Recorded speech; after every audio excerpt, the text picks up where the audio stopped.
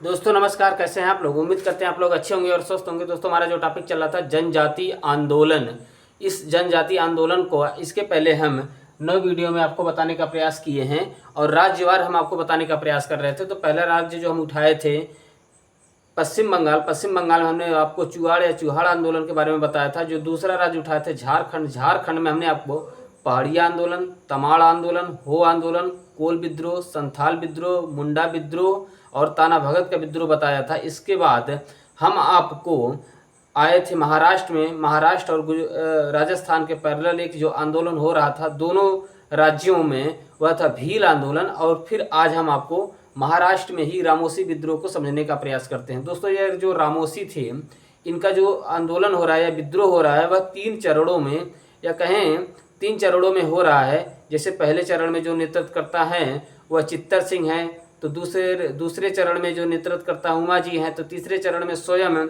राजा प्रताप सिंह हैं, जिन्हें अपने राज्य से अपदस्थ कर दिया जाता था। तो सबसे पहले यह जानने का प्रयास करते हैं, यह जो रामोसी थे, यह रामोसी कौन थे। यह रामोसी मराठा साम्राज्य के अंतर्गत सैनिक और सिपाही हुआ करते थे। कारण क्या हुआ कि इन्हें वेतन के बदले में जागीर या कहें ज़मीनें दी जाती थी, जिस पर कर नहीं लगता था।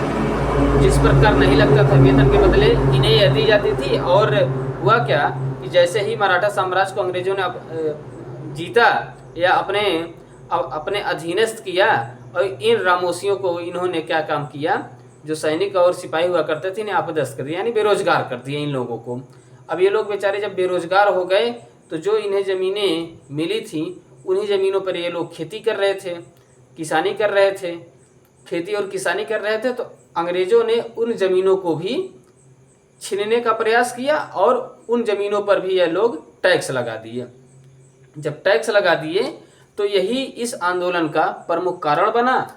जब टैक्स लगाए तो इनकी भूमि को जबरन लेने का प्रयास किया। तो 1822 से 23 में चित्तर सिंह के नेतृत्व में विद्रोह हुआ। लेकिन विद्रोह का परिणाम क्या हुआ कि विद्रोह को शीघ्र ही दमन कर दिया गया। लेकिन फिर अगला जो विद्रोह हो रहा है 1825 से 26 के मध्य 25 से 26 के मध्य उमा जी के नेतृत्व में हुआ। यह था कि उस समय 1825-26 में मराठा साम्राज्य के अंतर्गत या कहें भारत में भी भयंकर अकाल पड़ा था और भूखमरी की समस्या थी। और दूसरा कारण यह था कि अंग्रेज उसी समय आंग्ल बर्मा युद्ध में जो क्षति हुई थी उस क्षति की भरपाई के लिए इन क्षेत्रों पर भी टैक्स लगा दिए थे। इसी कारण नाराजगी का यही प्रमुख कारण था कि उस समय 1825 से 26 में अकाल और भूखमरी की समस्या थी। यहाँ पर हमने लिखा भी है। और आंग्ल बर्मा युद्ध जो अंग्रेज लड़ते हैं, 3 आंग्ल बर्मा युद्ध, जब हम आपको पढ़ाएंगे आंग्ल बर्मा युद्ध तब बताएंगे। फिलहाल यह प्रथम आंग्ल बर्मा युद्ध था और इस आंग्ल बर्मा युद्ध में जो भी अंग्रेजों की क्षति हुई थी उसकी पूर्ति करने के लिए उन्होंने इस क्षेत्रों पर टैक्स लगा दिया, यानी टैक्स और बढ़ा दिए। तो यह जो विद्रोह हुआ उमा जी के नेतृत्व में, शीघ्र ही अगला जब विद्रोह स्टार्ट होता है तीसरे चरण का जो विद्रोह स्टार्ट होता है वह 1842 तक चलता है। यहाँ हमने 1822 से 31 लिखे, लेकिन यहाँ पे 42 है। तो वह जो विद्रोह चल रहा है, ये इस विद्रोह का जो प्रथम कारण था कि जो सतारा के राजा थे प्रताप सिंह, सतारा के राजा थे प्रताप सिंह, इन्हें अपदस्थ कर दिया गया, यानी इन्हें देश से निष्कासित कर दिया गया।